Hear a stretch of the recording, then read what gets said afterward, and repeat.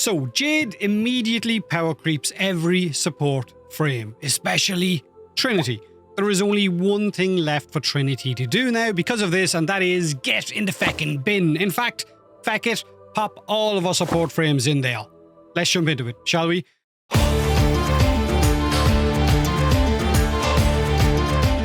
So there is no denying that Jade looks incredibly powerful based on what we've seen during the dev stream. She has 2 aura slots. She has a passive that applies a vulnerability debuff on enemies, which will increase incoming damage that they receive from all sources. She can heal, she can deal damage, she can give overshield, she can revive, which has led to a lot of you saying we can expect another Dante situation on release, and you might be right. However, it hasn't exactly been confirmed what scales with power, the percentages, the duration, the range, what limitations some of her abilities will have, or what rate of energy has been confirmed as the consumption for her ultimate ability. I mean, we've seen a little bit of it on the dev stream, but because it was on a dev build, a lot can change before she gets released.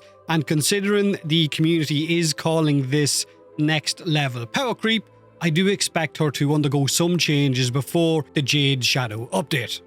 So Jade is our upcoming Angel and Seraphim themed Warframe, and not just themed, but kind of biblically accurate as well. Probably one of the most accurately themed Warframes that we've seen to be added into the game. Her abilities are a combination of both Seraphim and Angel, kind of yin and yang. What do I mean by this? Now I'm going to go over each of her abilities, give a brief recap, and explain what I mean by that biblical accuracy. By the way, I'm not religious. If I step foot in a church, there is a very high probability that I would spontaneously combust. I just think the accuracy is pretty cool. Now, angels are depicted as messengers, protectors, or warriors like Michael. Seraphims are beings known for righteous fire or purification, kind of like the Jade Light in Warframe. So, Jade can protect with overshield, can heal, can revive, can switch auras similar to how angels will serve multiple roles. She can fly like angels, but on the flip side, she can also deal a lot of damage. She can stare at enemies to reveal weaknesses by stripping armor, slow them down and making them more vulnerable to incoming damage. So she brings that righteousness as well. So Jade's first ability will drop a healing and a damage zone in a radius. She will drop a zone that will heal teammates as they step into it over time and deal damage to enemies as well over time. And these effects will persist after the enemies or teammates leave that zone for I think about 10 seconds it showed on the dev stream. This could change. Once that duration runs out, of course, the effect is going to wear off. Now, Jade can drop 3 of these zones at any given time. So how this is going to scale with range, with duration, how much damage or how much of a heal it's going to give with power strength is going to be very, very interesting. This is something we're not entirely sure of. So this ability will heal like an angel and will purify like a seraphim.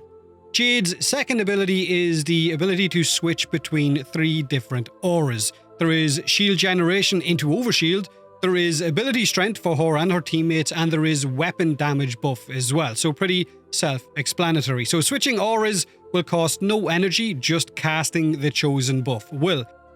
Now, this ability is very much angelic, right? Messenger, protector, and warrior, showing her ability to switch between shielding, strengthening your abilities, and of course boosting your weapon damage. So that's where that kind of accuracy comes in there. You could go into more detail, but I'm not going to bother. Her third ability is her gaze and her revive ability, which is the subsume ability, and it makes Gloom look weak in comparison. Any enemy that Jade looks at in front of her and within line of sight, because it's not all around her, it's only what's in front of her, will be slowed down, will have their armor and their shields stripped, leaving them vulnerable to taking more damage. Jade can then also revive downed teammates from a distance with this ability, but the subsumed version will lose that revive ability.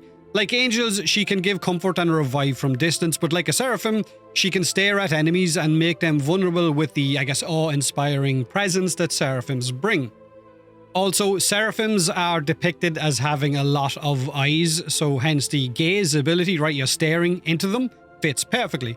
Now, her ultimate ability is where Jade will take flight with an exalted weapon, allowing her to move swiftly around. She can shoot the exalted weapon with 2 separate fire modes, normal, which will deal big damage to single target, or she can detonate enemies that are marked, causing a bit of a group nuke. This is basically a better version of Hildren's ultimate, something that the entire community has already noticed. she can cast, she moves a lot faster for a start, right? She can cast all of her other abilities while in this exalted flight mode. And it will be interesting to see if the old Hildren Aviator mod setup will work for her as well in terms of damage reduction. But her ability to fly while bringing down righteous fire on enemies is definitely reminiscent of both angels and more so of Seraphims.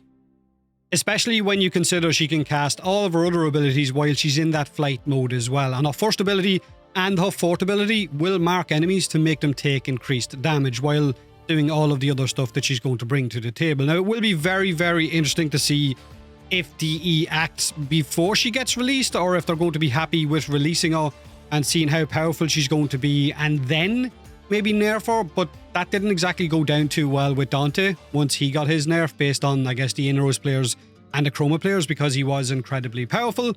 But right now, Jade is looking like she has the potential, right, to be one of the most powerful frames ever added into Warframe. She seems to have a better gloom that can be subsumed onto any Warframe you want. She has better mobility with her ultimate than Hildren, a defense strip better than most Warframes with a defense strip, since it strips both armor and shield. She can give overshield to teammates, she can give them a weapon buff, she can give them a power strength buff, all of which will stay for a set duration when she switches to a different aura. And she has 3 signature weapons that all give different buffs when they are all used with her.